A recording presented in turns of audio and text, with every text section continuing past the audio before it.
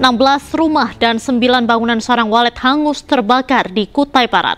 Sulitnya akses jalan menuju lokasi membuat petugas kesulitan memadamkan api.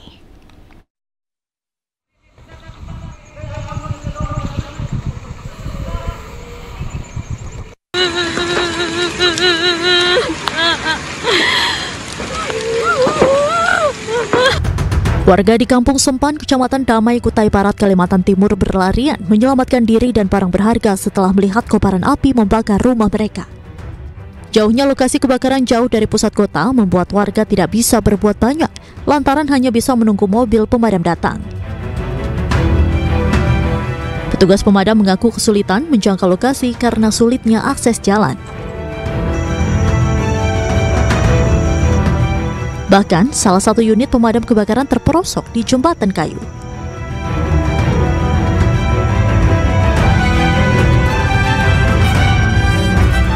Akibatnya 16 rumah dan 9 usaha sarang burung walet terbakar.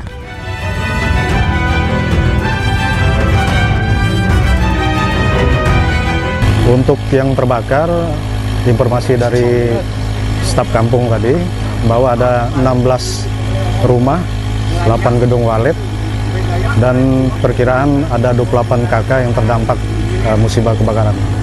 Pak, dalam pemadaman di sini ada kendala nggak Pak? Kendala adalah jalan, karena akses jalan menuju ke kampung ini kan tidak ada jalan yang representatif, harus melewati jalan holing. Akibat peristiwa ini, 28 kepala keluarga dan 96 jiwa kehilangan tempat tinggal. Dari Kutai Barat, Kalimantan Timur, Ardi Wirya, iNews melaporkan. Gunung Merapi di Kabupaten Agam, Sumatera Barat kembali erupsi. Letusan disertai suara dentuman dengan amplitudo maksimum yang cukup kuat, mencapai 30,4 mm, membuat warga berhamburan keluar rumah. Angkat balik. Abu na biko ng kano.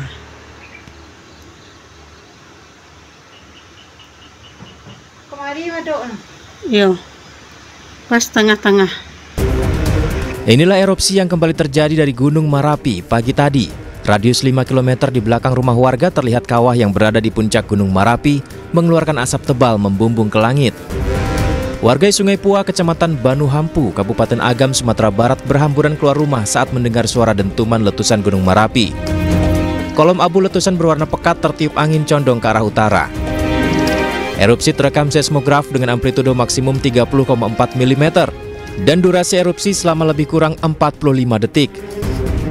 Gunung Merapi yang berketinggian 2.891 meter di atas permukaan laut saat ini berstatus waspada atau berada pada level 2 di atas aktif normal.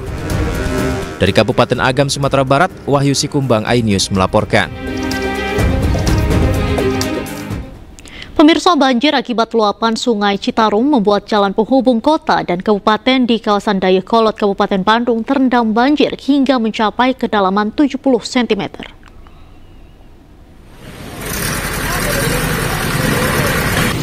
Aktivitas lalu lintas pun lumpuh. Tidak ada kendaraan yang bisa melintasi genangan banjir. Banjir kali ini merupakan banjir terbesar dari banjir sebelumnya yang merendam Dayakolot, Kabupaten Bandung. Akibatnya kendaraan baik roda 2 dan roda 4 tidak bisa melintasi jalur ini. Arus lalu lintas terpaksa diputarkan melewati Balai Endah agar pengguna jalan terhindar dari banjir.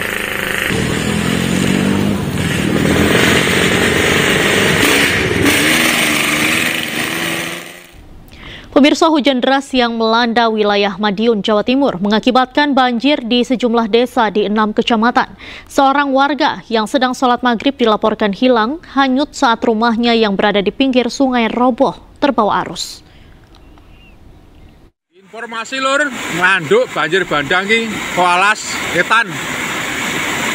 Tertek rombang jalur Madiun. Inilah video amatir warga yang merekam derasnya banjir dengan ketinggian 50 hingga 70 cm yang melanda sejumlah wilayah di Madiun, Jawa Timur. Hujan deras yang terjadi sejak Sabtu sore membuat sejumlah desa dilanda banjir saat warga akan melaksanakan sholat tarawih. Luapan air sungai masuk ke rumah warga dan jalan raya penghubung antar desa dan kecamatan. Banjir bandang di Songlanduk. Hati-hati yang menuju. Bahkan di desa Dagangan, rumah seorang warga yang berada di pinggir sungai roboh. Pemilik rumah, Wahyu Diono, yang sedang melaksanakan sholat maghrib, hilang, hanyut bersama sebagian bangunan rumahnya. Menurut anak korban, kejadian berlangsung cepat. Yang terdengar hanya suara gemuruh dan kemudian diketahui lokasi korban sholat telah hanyut ke sungai berarus deras. BPBD Kabupaten Madiun berupaya melakukan pencarian terhadap korban, namun terkendala kondisi arus air yang cukup deras.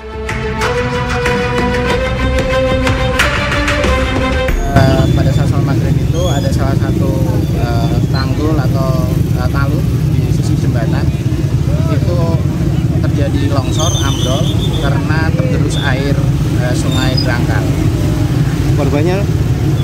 Korbannya dari penghuni rumah ada satu orang. Kebetulan tadi beliau sedang melaksanakan sholat maghrib, di mana bangunan yang di dalam rumah itu yang ruang musola yang digunakan untuk tempat sholat itu memang berada di atas pelengsengan. Hingga saat ini sejumlah rumah warga masih terendam. Warga pun membersihkan rumahnya serta mengungsi ke musola setempat. Data BPBD Kabupaten Madiun menyebut saat ini ada 6 kecamatan terdampak banjir meliputi Gemarang, Kare, Wungu, Dagangan, Madiun, dan Balairejo. Dari Madiun, Jawa Timur, Arif Wahyu Effendi, iNews melaporkan. Pemirsa, lebih dari 2.000 warga terdampak banjir di Kecamatan Cimanggung, Kabupaten Sumedang, Jawa Barat. Ketinggian air hampir mencapai 2 meter membuat sejumlah warga termasuk lansia harus dievakuasi dengan perahu karet.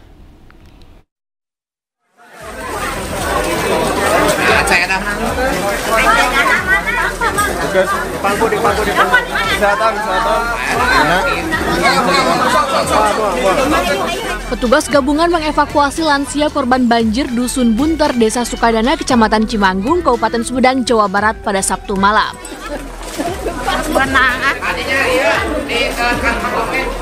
Selain sang nenek, ada puluhan warga yang turut dievakuasi petugas.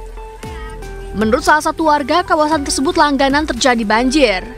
Namun kali ini merupakan yang terparah, bahkan ketinggian air ada yang mencapai hampir 2 meter. Sementara itu banyak pula warga yang masih memilih bertahan di lantai 2 rumahnya meski tanpa penerangan.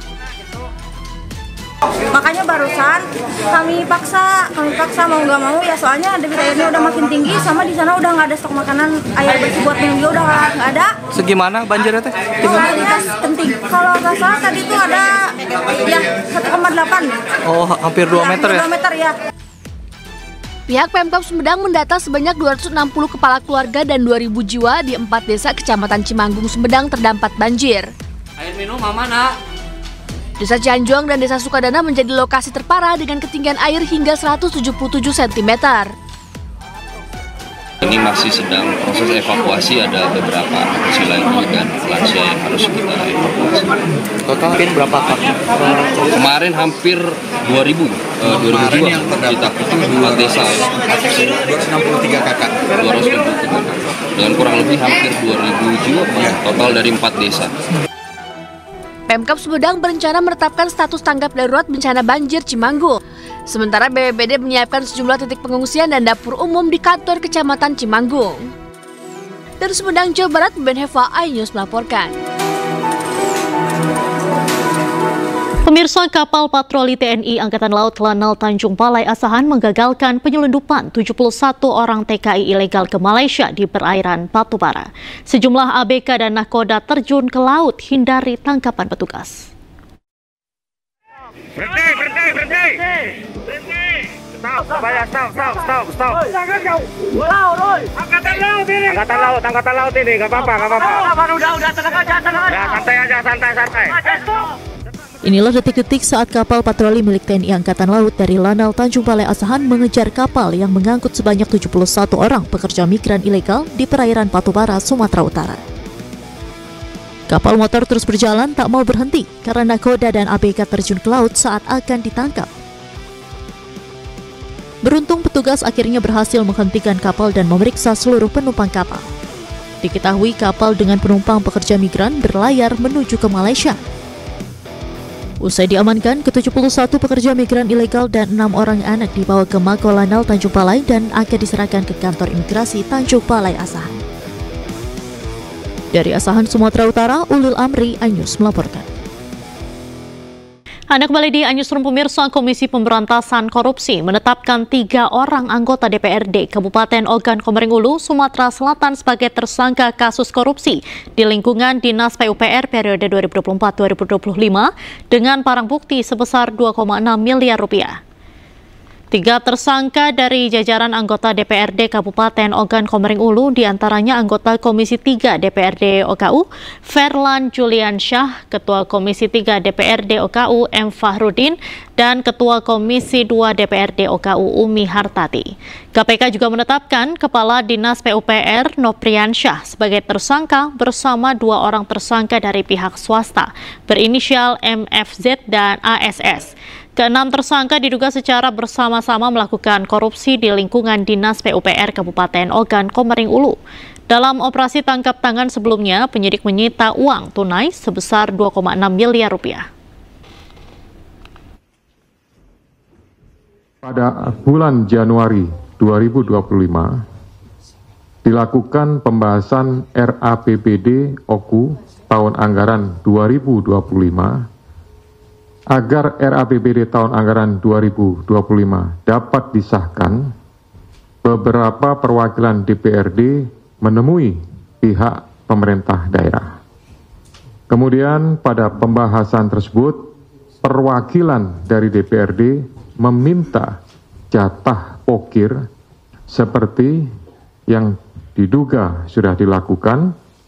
Kemudian disepakati bahwa jatah pokir tersebut diubah menjadi proyek fisik di Dinas Pekerjaan Umum dan Perumahan sebesar 40 miliar rupiah dengan pembagian nilai proyek sebagai berikut. Ya, jadi ini adalah perubahan ya untuk bisa merubah RAPBD yang ada di Kabupaten Oku. Telah ditemukan bukti permulaan yang cukup terkait dugaan tindak pidana korupsi berupa penerimaan hadiah atau janji dengan pengadaan barang dan jasa di lingkungan Dinas PUPR Kabupaten Oku sampai dengan dari tahun 2024 sampai dengan tahun 2025. Selanjutnya, semua sepakat untuk dinaikkan ke tahap penyidikan dan menetapkan status tersangka terhadap FJ, anggota DPRD Kabupaten Oku, bersama-sama dengan MFR, kemudian UM, dan NOP selaku Kepala Dinas PUPR Kabupaten Oku yang diduga melanggar pasal 12 huruf A atau pasal 12 huruf B dan pasal 12 huruf F dan pasal 12 huruf B besar Undang-Undang Nomor 31 Tahun 1999 tentang pemberantasan tindak pidana korupsi. Pemirsa, ratusan calon pemudik dengan tujuan ke sejumlah kota di Pulau Jawa dan Sumatera sudah mulai memadati Terminal Bus Kalideres, Jakarta Barat Minggu siang. Para calon pemudik mengaku memilih pulang kampung lebih awal demi menghindari kepadatan dan kenaikan harga tiket bus jelang Lebaran.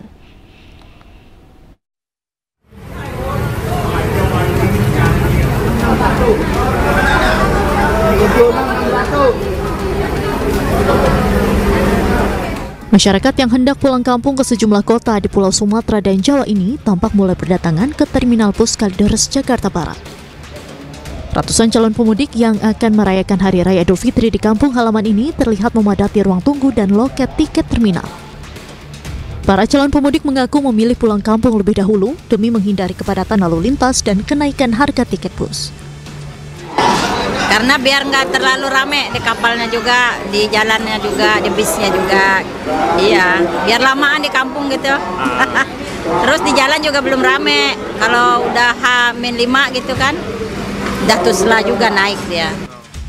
Sementara itu, pihak pengurus perusahaan otobus di Terminal Kalideres mengungkapkan melakukan persiapan, terutama kelengkapan fasilitas bus dan menambah armada bus jika pada H-3 Lebaran mendatang terjadi lonjakan calon pemudik. Terkait harga tiket, para pengurus PO Bus Pulau Sumatera dan Jawa juga memprediksi akan terjadi kenaikan menjelang masa angkutan mudik Lebaran Idul Fitri nanti dengan kisaran 25%. Untuk sementara persiapan di saat mudik Lebaran, kita udah mempersiapkan diri dari busnya juga, dari check and rechecknya udah komplit semua. Adapun juga ada tambahan mobil bis pariwisatanya udah kita siapin. Baik, kalau kita regulernya ada 16 unit, ditambah dengan pariwisatanya ada 7 unit. Kalau untuk kenaikan harga kan kita berdasarkan dari perusahaan masing-masing, owner masing-masing. Apabila di saat Tuslak di tanggal 24, insya Allah itu Jawa Sumatera pada naik semua. Itu diperkirakan sekitar 25%. Pihak pengelola Terminal Bus Kalideres sendiri akan mendirikan posko keamanan terpadu, kesehatan, hingga posko pengecekan kelaikan armada bus dalam menghadapi angkutan mudik Lebaran Idul Fitri 2025. Dari Jakarta, Miftahul Gani, iNews melaporkan. Menyambut libur Lebaran 2025, Menteri Pariwisata Widianti Putri Wardana meninjau sejumlah tempat wisata di Jakarta. Salah satunya di Taman Marga Satwa Ragunan, Jakarta Selatan.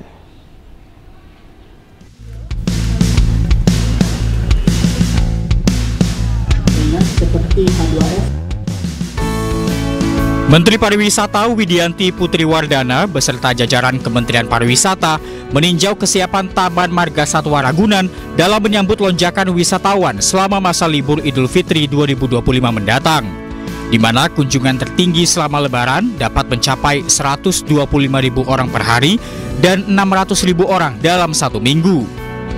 Menpar memastikan sarana dan prasarana serta sejumlah fasilitas pendukung di Taman Marga Satwa Ragunan dapat berfungsi dengan baik, di antaranya tiketing, toilet, dan tempat pengelolaan sampah.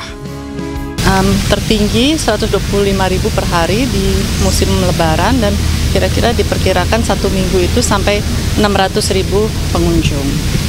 Tadi saya telah meninjau sejumlah lokasi di Taman Marga Satwa ini yang umumnya menjadi titik padat para pengunjung seperti loket, pusat informasi wisatawan, dan titik atraksi satwa.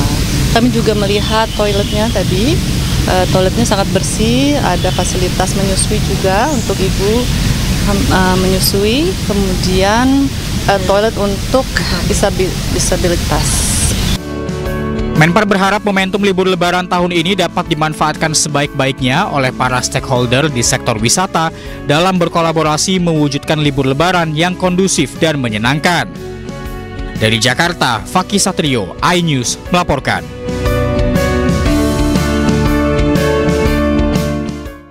Pemirsa, Menteri Perdagangan Budi Santoso mengunjungi Pasar Ciracas, Jakarta Timur untuk memantau harga bahan pokok jelang Lebaran. Menteri Perdagangan juga memeriksa keberadaan minyak goreng minyak kita.